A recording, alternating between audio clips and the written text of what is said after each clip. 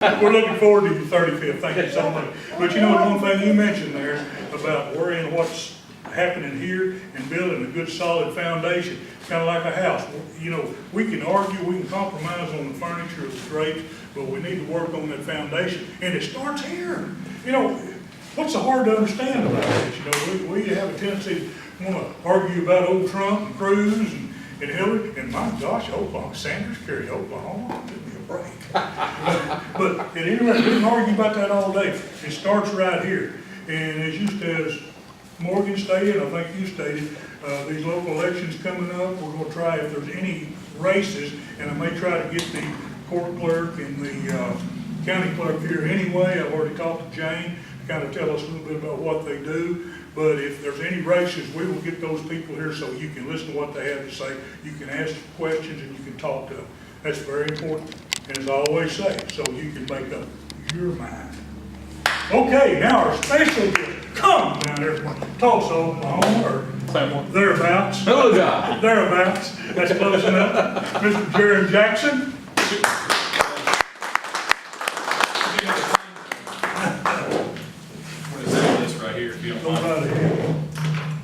Got a multimedia approach. Good evening. That's a hard act to follow. For those of you online who didn't see, you just had a bald-headed man basically burn the house down. So, Mr. Howard Houchin, I wish I could just say cross-apply and that apply to the video. My name is Jarrin. I'm married to a beautiful woman. I married way up. Her name is Katie. I met her at church. I was going wife hunting. And, I mean, you know, if I had to get my life back on track and I didn't see any other better way to go get a wife, so I went wife hunting, third church, I finally found her. We have 2 kids, 4-year-old and 1-year-old. And yes, to answer your question, I'm 30 years old. I have really good genes. That's why I don't age that well. All right, I guess I do age well. I decided to go into the military after 9/11. I was 16 years old. And I was a junior in high school. I actually saw the 2 towers fall on live television, and it changed my life. It changed how I view things. It changed how I spoke to people. It changed how I saw my purpose in life. And I made every single decision after the age of 16 to best put myself in harm's position, because I wanted to do violence to evil people. I guess is probably the nicest way of saying that. And I got accepted to West Point, not my first time, but the second time. That year of high school that I wasn't at West Point, I was a bellboy, and I did full-time school at Tulsa Community College. So if you can imagine, you know, a candidate for U.S. Congress less than 10 years, well, no, 2003. So yeah, 13 years ago, I was could have taken your bags up to the elevator and said, you know, how you doing and thanks. In any case, I have 2 tours to Afghanistan. I have 2 Bronze Stars. I've led over 500 men and women, most of which have been in combat. I've been responsible for over $400 million worth of equipment. You did not know, but you have put me in a position where I've made strategic decisions on behalf of the United States. You just didn't know because, quite frankly, we didn't know each other. Having said that, I made my decision to run for Congress in the summer of 2014. I was 20 miles-ish, 25 miles east, south of Kabul in a place called Maidan-Shar, Afghanistan. And we had ISIS in broad daylight shooting rockets at us. Machine guns, RPGs, they were loading up cars full of bombs, pretty brazen attacks in the middle of broad daylight, and we weren't allowed to fire back. And I mean, I've been shot at a few times, and I've been able to pull the trigger in response. But the difference is that in 2014, my first deployment was in 2010. In 2014, we weren't allowed to fire back. The rules of engagement were so restrictive, it is as though we were not there to fight or defeat the enemy. What were we there for? So one of my guys, and I use this story with his permission, one of the soldiers there was a 27-year-old man named Scott Balestra. The rules of engagement were so restrictive we were dictated to where we could go and could not go. Meaning, if this room is our patrol base, and I want to walk out through these doors, and I want to go patrol, and the reason why you patrol is to expand your security bubble so that people aren't shooting at you in broad daylight, okay? The rules of engagement were so restrictive that we were dictated to only operate and patrol to one piece of terrain. Well, we became so predictable in what we were doing that what we would do is whenever soldiers would pull off this piece of terrain, people would go up because every single time we went on that piece of terrain, we got shot at, right? So when you pull the trigger and a casing ejects from your rifle, that's metal. Afghans are so poor that they waited until they got off that ridge line, and then they went up and policed up the brass, because they'd take that brass, they'd scrap it, and that's how they'd make their living. We're talking about some pretty desperately poor, impoverished people. So one of those times had to have been, they pull off that ridge line, they go up and they put in a bomb, a pressure plate IED. And a pressure plate is composed, it's a bomb, but it's triggered by weight. And whenever a circuit is connected, that's when it detonates. And this young man, Scott, was laying on this pressure plate IED for 48 hours. Nothing happened. When he went to put on his rucksack, the weight with his body in the rucksack was enough to blow him up. And he lost his left leg. Now, I won't get into the details, but it was not a good sight. It took a lot of tourniquets to stop the bleeding. And a few days later, a week or two later, a 2-star general comes down to the base. And me and another company commander, we asked, let's go get them. They're in the broad daylight. Let's go get them. And he said, you're not here to fight ISIS. You're here to shut the place down and transition it to the Afghans. Which, Roger, sir, what else am I supposed to do? Right? I am there to execute the mission that I've been given. It is not my position to say no. And that was the time that I made up my mind. But let's explore this a little further. I have here a YouTube video, and I hope it works. I'm going unscripted right now. Let's see if this works. I'd like to play you, that same general, a video. We've heard some reporting of ISIS or ISIL trying to come to Afghanistan and recruit and operate. We actually haven't seen any indication of that. Everywhere we've looked for that, we've heard of that, we've looked for it, we can't find it. As you know, ISIS, ISIL are very prominent in the news worldwide right now. So are there people who are watching ISIS or ISIL and going, wow, I'm attracted to that. Al-Qaeda seems kind of old hat to me. Maybe I'm attracted to ISIL. And so I become a self-proclaimed ISIS or ISIL aspirant. I think some of that may be happening, but so far we haven't seen any evidence that ISIS or ISIL are here operating in Afghanistan. He is now promoted to a 3-star general. I don't blame him. I really don't. I blame political correctness. Political correctness is killing this country. Political correctness is causing our military not to engage our enemies that are shooting at us in broad daylight.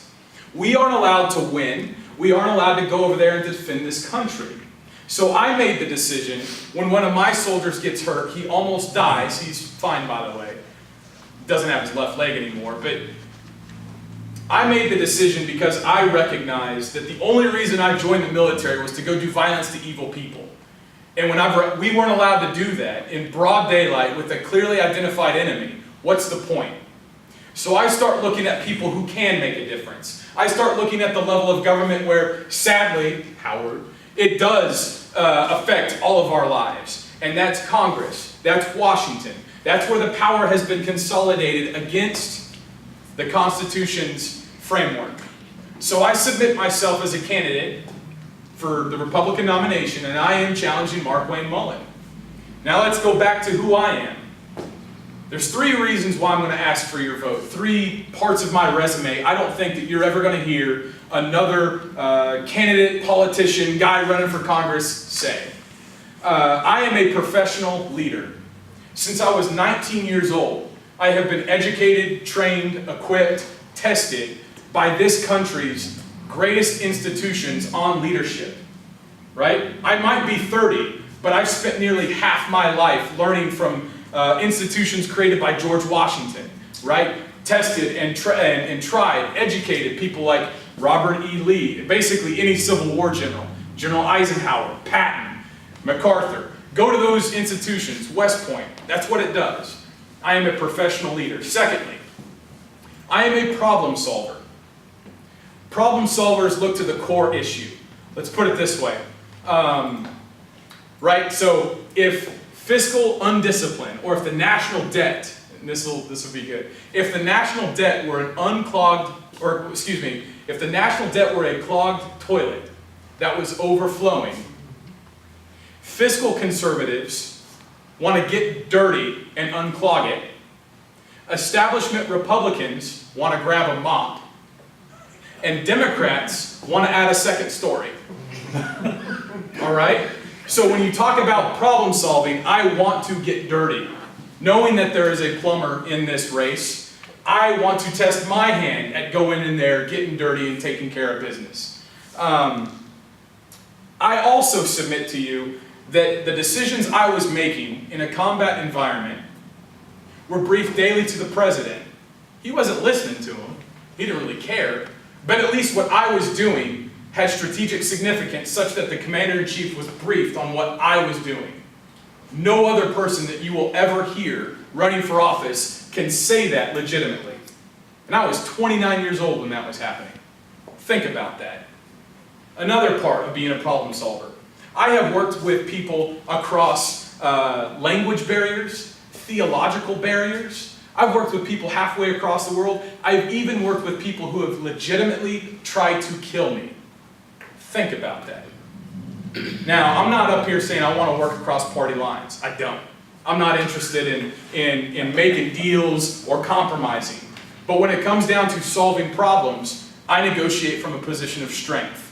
I never give up all my cards. I never disarm and take my kid off. I always make sure that I'm coming from an informed position, from a position of leverage. But I'm going to help solve that problem. The last thing. I am a guardian of freedom and the American way of life.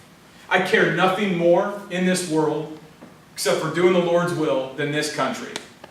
I would give my life for this country. I think I've demonstrated that by multiple tours to Afghanistan.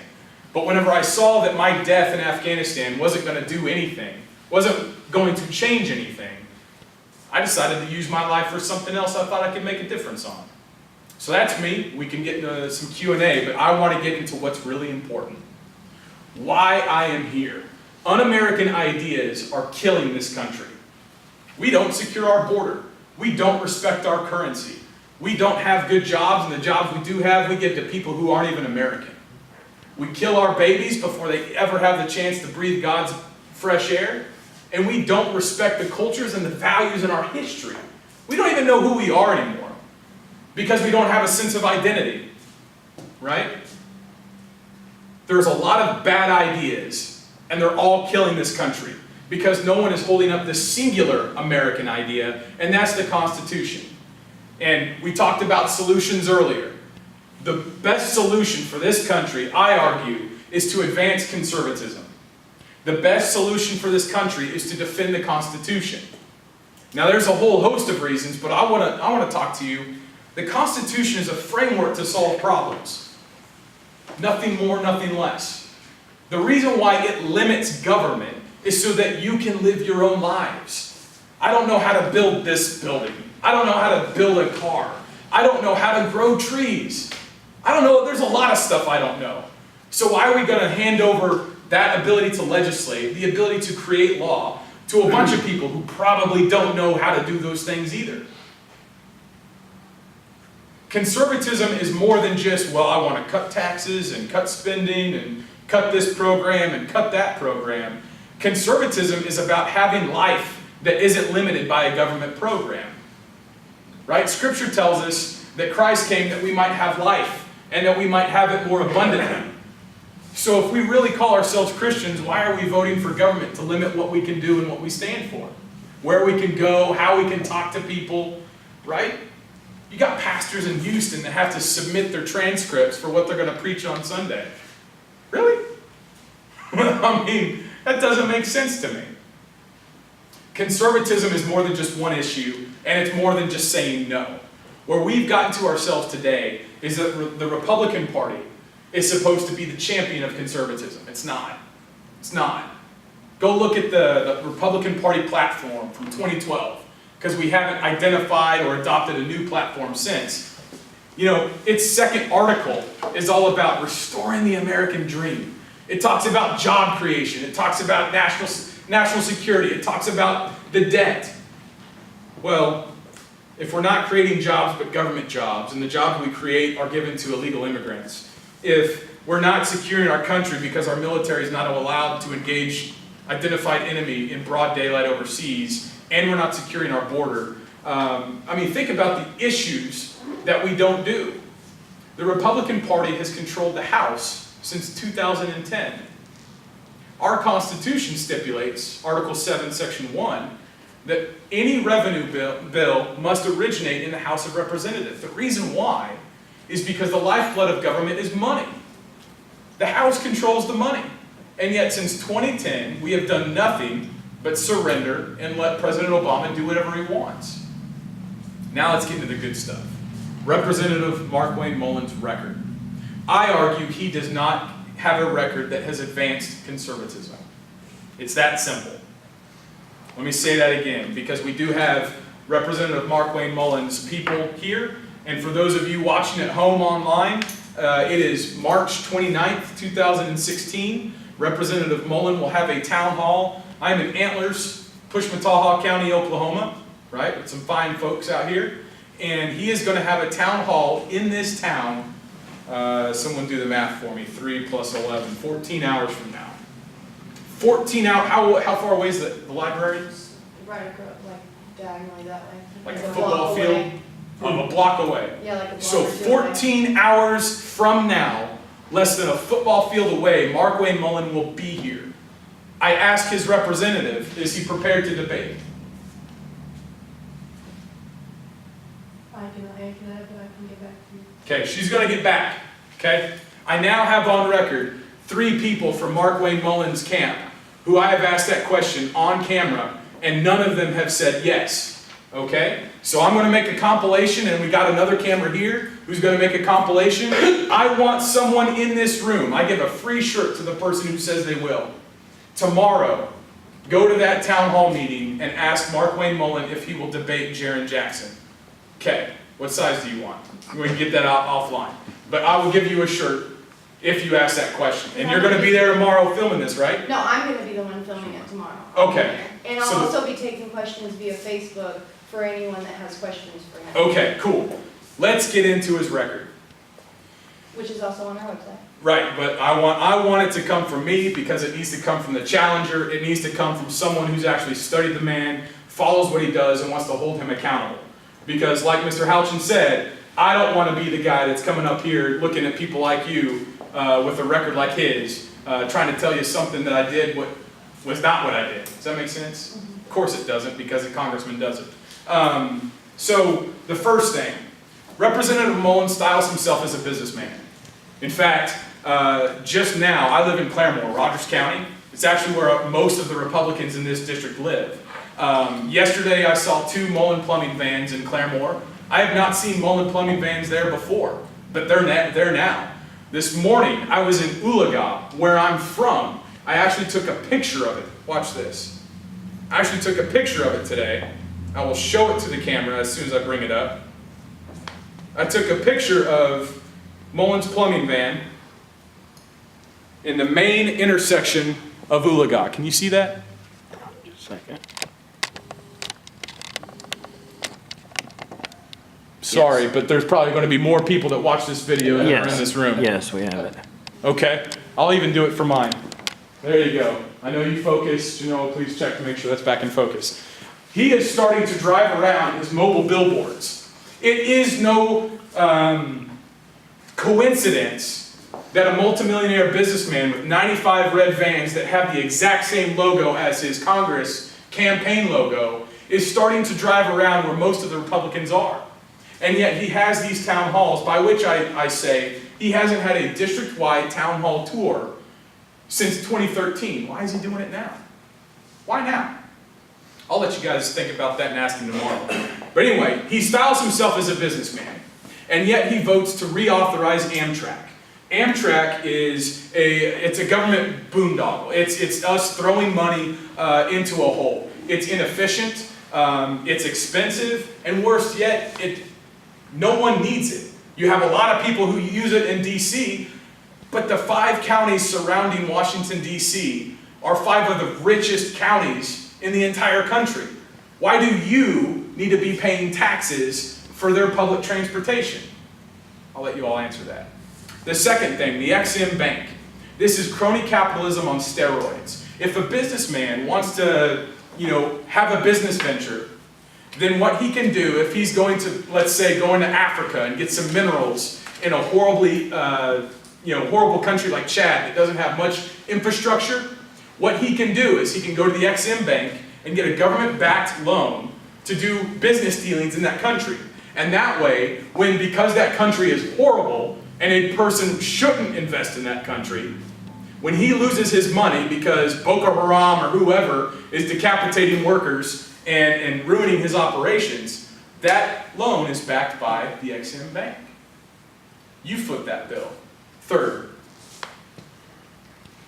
and this is probably where we really get into it, is, well, I want to make sure I get this right. I've been doing this whole thing without looking at anything. District 2 is an agrarian district. The Farm Bill is not good for farmers. When people say support the Farm Bill, they don't mean support farmers. Look at the economics of what the Farm Bill does. It pays lots and lots, millions of dollars of government subsidies to people who aren't even here. The sugar industry received multiple millions of dollars. By show of hands, does anybody know in this room how many sugar farmers are in the state of Oklahoma? Anybody? We've got a couple. 0. 0 sugar farmers are there. And yet I encourage you, I don't know if you're skilled enough, put a link on the video right now to who he receives money from, and go tally up how much money he's received from sugar industries, from sugar companies. I'll tell you something, it's more than donations I've received, all right? So if a challenger can't receive subsidies from the sugar companies, why can the incumbent? I'll let you guys think on that. The second thing, I want to talk about life. I value life. Not just life in the womb, but for the poor person down the street, the homeless veteran, people who are down and out. We've already had Christ come, die, rise from the dead. And yet we still have hurt in the world. We still have poor. If Christ didn't take away the poor, and in fact, he said the poor will always be with you, why do we think government can take care of the poor? And yet, on life, Representative Mullen has had 3 opportunities to use the power of the purse given to him in the Constitution to leverage reform and take away funding from Planned Parenthood. He has missed every single one of those opportunities. And yet he is batting 100%. Not even Babe Ruth, Hank Aaron, or Pete Rose batted 100%. But he is batting 100% on show votes. For example, after the omnibus was passed in December 18, 2015, they came up with what was called the Reconciliation Bill. The establishment's way of saying, you know what, we're going to put something on his desk. In fact, I encourage you, go to Representative Mark Wayne Mullen's Facebook page. Go look at January 5, 2016. Go look at January 6, 2016. 2 days in a row, there are 2 posts that say specifically, no money, no federal money should go to agencies who provide abortions, comma, period. Yet he missed the opportunity to leverage the power of the purse 3 weeks earlier. That is exactly what we are talking about. Someone who's going to advance conservatism actually do it versus someone who's going to say, you know what, I'm going to punch the ticket and do what they want me to do, but then I'm going to show vote it later. And he will be here tomorrow. In fact, well, I don't want to get ahead of myself. I'll get there later. Let's put an asterisk and I'll return to that. So that's on life. If you truly value life, wouldn't you make a stand for it? Let's talk about liberty. I'm a big liberty guy. You should be free. I should never be able to tell you what to do, and you should never tell me what to do. All right? Businesses should compete with each other, not against the government, and not going to the government for a handout, right? But the thing that ties that all together is the Second Amendment. Your right to self-defense is what I call it. And so anyone who says gun control, I say that person is waging a war on self-defense, because that's what the Second Amendment is. Now, Representative Mullen voted for the omnibus, and I'll tee off on that here in a little bit, but before the omnibus vote, President Obama was saying he was going to issue an executive order on gun control. Now, Representative Mullen has been at Congress since January of 2013. That's well over 1,000 days, right? He's had over 1,000 days to be in Washington and kind of know what President Obama's like, as if he didn't need more or less time after Obamacare. But having said that, he's been up there, and knowing that the president is going to make an executive order that will affect gun control, not knowing what it is. President Obama didn't publicize what he was going to do, but he telegraphed he was going to do it. Fully funding the government, as in the FBI and the DOJ, the president came out in January of 2016 and issued an executive order that rewrote the FFL, the Federal Firearms Licensing, right? So that if one of you wanted to sell a gun to one another, you would have to have a federal firearms license. Well, of course, I don't. So if I were to sell a gun to my brother, I am outside the scope of that executive order. Well, executive orders aren't law. Executive orders are the way to facilitate federal agencies. I don't want to get distracted, but when you fund and fully fund the DOJ and the FBI, knowing there's going to be an executive action on guns, you can't come back and say, well, I'm going to fight this executive action. Brother, you just funded it. You just gave him the hall pass. You just wrote him a blank check. You just allowed him to do that. I think there's a lot of showmanship in politics. There's a lot of people who say one thing and then do another. And I encourage you to go to that town hall tomorrow and see the showman, understanding what his record is. Let's get back to another core issue, the Constitution. The Constitution, as Representative Mark Wayne Mullen will point out on his Facebook page, the legislative branch writes law, the executive branch executes it, right? That's Article 1, Section 1. It's the first clause of the Constitution. When you pass an omnibus bill that funds everything in the government, you are no longer legislating. You are writing that blank check and giving him permission. And if President Obama has demonstrated to you, he has demonstrated to me, that as Commander-in-Chief, he's not allowing our military to shoot and engage our enemies in broad daylight. That was evidence enough for me. As if Obamacare weren't enough. As if his apology tour wasn't enough. Line them up. President Obama hasn't demonstrated that he's going to defend the Constitution. So it is now Congress's responsibility to check him, and the legislative branch should keep him in control. When you pass the omnibus, you grant him everything. You fully fund his last term. Who knows what he's going to do? But there's more than that. I hold here in my never nicotine-stained fingers. Okay? Couple notes on the omnibus. Right? I just want to read these out because I want to give you specifics of what Congressman Mark Wayne Mullen supports because he voted for it. Now, I argue that he did not read it. I argue he has never heard this. Okay? So I am making news. And if anybody overseas is watching this video, this is my first international address in which I am challenging an incumbent. On page 893 of the 2009 pages, $286 million was earmarked for HHS for family planning. Who knows what family planning means? Family planning is code for abortion. So when Representative Mullen gets here tomorrow and says that there is no funding for Planned Parenthood in there, please ask him, what does page 893 say? And unless his proxy goes and tells him, he will say, I don't know. And then you can say, well, it gives $286 million for family planning. Then watch the fireworks. Let's go on. Oh, here's a good one.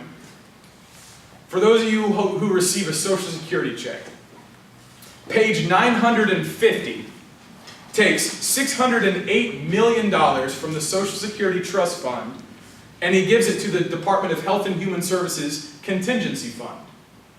Now, you can read the legalese and the law of what the contingency fund can do, should do, whatever, but know that the Secretary of HHS is an Obama appointee, the same person responsible for executing Obamacare, and the same person who is ideologically in line with Planned Parenthood.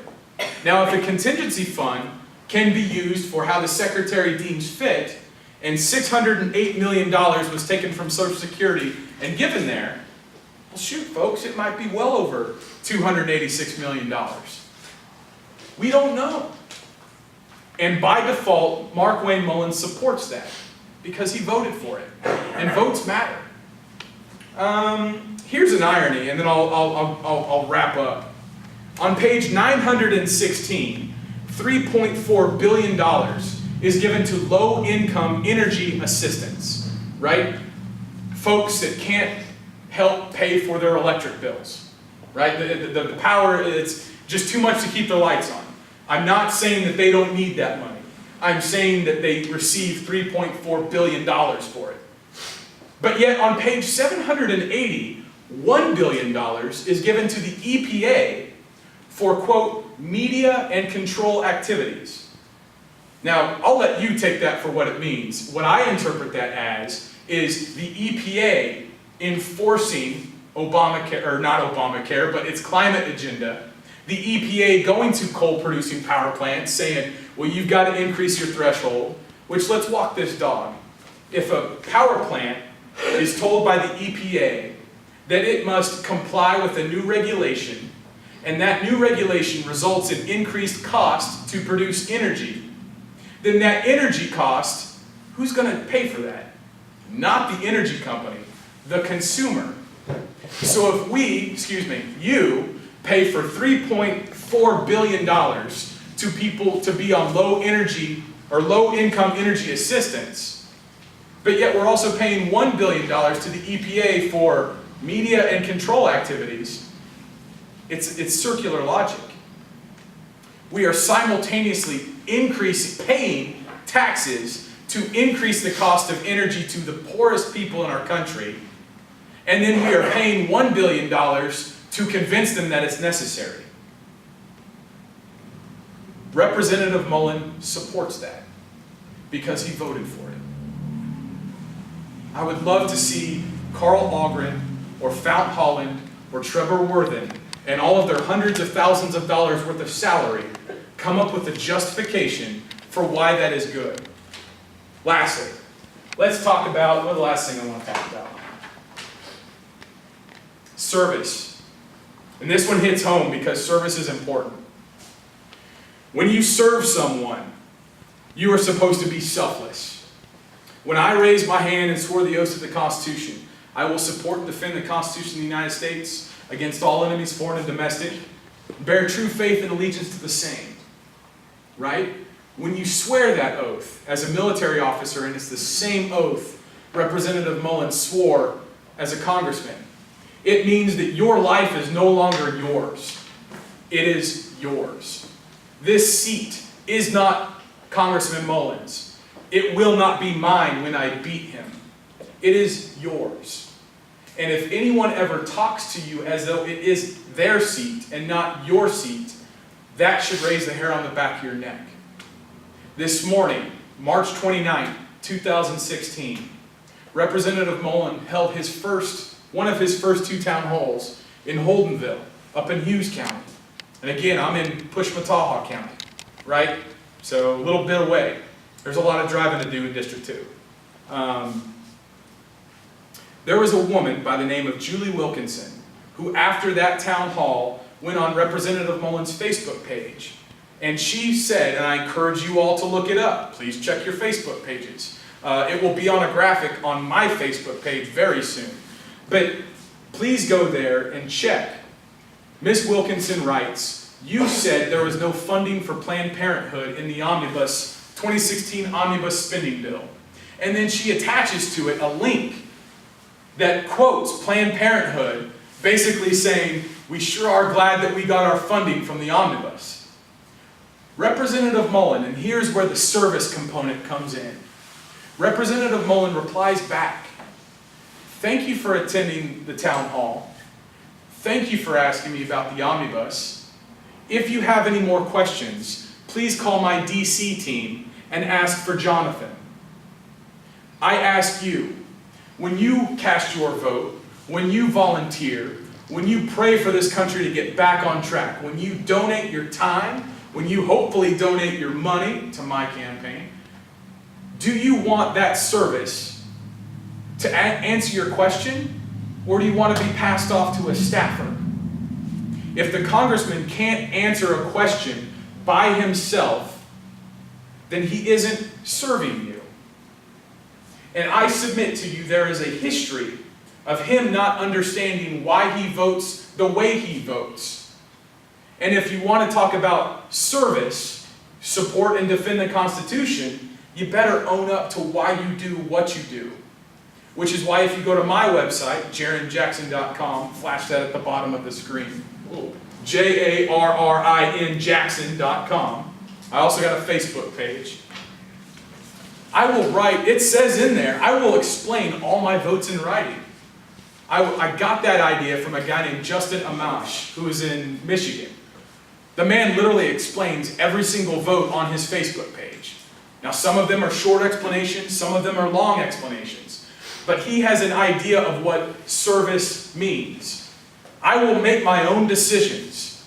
I won't pay someone to tell me how to vote. I won't let someone in a suit convince me how to vote. I will make my own decisions, and then I will turn around in a public forum, explain to you why I did what I did. That is service. That is what service means. And just as an added benefit, because those of you online who don't watch this, we talked about education before this. Representative Mullen on December 2nd, 2015, voted for S 1177, which reauthorized the Education Act of 1965. There was an opportunity to gut the Department of Education and kick education back to the states. He stepped up to the plate, he swung and he missed. He did not vote or advance conservatism. He does not defend the Constitution. And I offer myself as a candidacy. Let me wrap it up. I know I've talked a long time, but that's because you guys told me you're going to film it. So it's your fault. And for those of you guys who follow wall builders or who know the Black Robe Regiment and Mr. Houchin, who heard this exact same story last week, let me finish, okay? I was a history major in school. I love history. I think one of the problems in our country is that younger generations don't know where we come from. So as part of one of my just characteristics, I always want to bring part of American history to life, okay? Because I think history can inform what we do and it can inspire people. So, American Revolution. January 21, 1776. A man named John Peter Gabriel Muhlenberg. He's a pastor. He walks into his church, Emmanuel Church in Woodstock, Virginia. He had just been in Williamsburg, Virginia, where the British were, ransacking churches, confiscating arms, limiting free speech, telling people what to do. He gets in there and he walks in and his church is there. It's actually reversed. Instead of the preacher being there first today and the church gets there late, I guess in the Revolutionary days, the church got there and they waited on the preacher. But anyway, the church is already there. He walks in, he's got his pastor garbs on, and he walks up behind the pulpit and he starts preaching. He's preaching from Ecclesiastes 3. Now, if you all read Ecclesiastes 3, there's a time and place for everything. He says there's a time for planting, there's a time for sowing, there's a time for peace, there's a time for war, verse 8. When he says there's a time for war, he takes off his pastor's garb and reveals that he's wearing colonist militia clothing, a uniform. He grabs up his rifle, walks down from the pulpit in the middle of the congregation, says, let's go, let's go, let's go, let's go, let's go. we got to go fight these guys. Because I may be a citizen of heaven, but I'm also a citizen of earth. And I can't stand by and let all these things happen. We have to stand up and do what's right and fight for our liberties.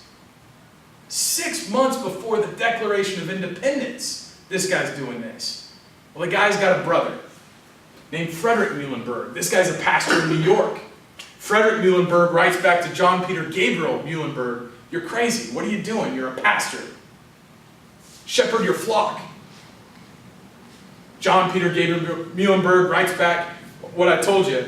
He's a citizen of heaven, but he's also a citizen of earth. And he's got to do what he sees that he has to do.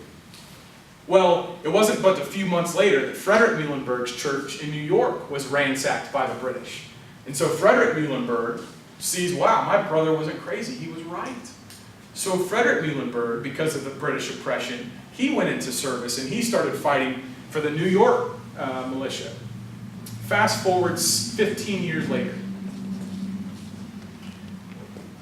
Frederick Muhlenberg is our first Speaker of the House. And he is the first signer of the Bill of Rights. And what is the first clause of the Bill of Rights? Let me test y'all's American patriotism. What's the first clause of the Bill of Rights? You don't have to get it word for word, just tell me what it is. Somebody, don't leave me hanging. I'm on the internet. I'd be cheating because I heard this story last week. Go ahead and cheat. I'm hanging right now, by the way. I got a room full of Americans who aren't telling me what the first... Freedom of religion. Okay, freedom of religion. Thanks. Patriot pastors fought for our freedoms. They were leaders in our government, and they were the signer of the Bill of Rights, and they etched in stone our freedom of religion. So when people talk to me about, well, what are we supposed to do? It's all hopeless. The world's on fire. The world's always going to be on fire. But do you curse the darkness, or do you light a candle? Do you complain that you're not getting your way? Or do you lock shields, sharpen your spear, and go to war? That's what I'm here to do. My name is Jarrin Jackson, Jarrin. My mom made it up. Okay? I ask for your vote. I ask for your prayer. If you have the means and the opportunity, I ask for a donation. You can find more out about me on my Facebook page and my website. Thanks. I appreciate your time. Anybody have any questions for Jarrin?